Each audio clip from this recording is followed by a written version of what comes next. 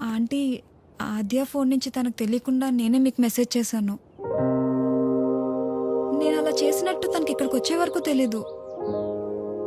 ఆద్య ఇక్కడికి వచ్చాక మీ గురించి ఆలోచించి వెంటనే చిరుని వెళ్ళిపోమని చెప్పింది. పరిస్థితుల వల్ల ఇలా. నేనే నీ ప్రపంచం అంటావు కదా, నువ్వెలా ఉన్నా దానికి నేనేగా కారణమవుతాను. మరి నువ్విలా ఉన్నావంటే నాకు తెలియకుండా నేనేదైనా తప్పు చేసి ఉండాలి, లేదా నీ ప్రపంచమైనా మారుండాలి. నా ప్రపంచము మారలేదు, నువ్వే తప్పు చేయలేదు. నీ తర్వాతే నాకేదైనమ్మా. తన ఫ్యామిలీని తీసుకెళ్ళిపోమని చెప్పడానికి చిరుని కలిశాను. మా అమ్మ గురించి నీకు తెలియదన్ను అంటున్నావు.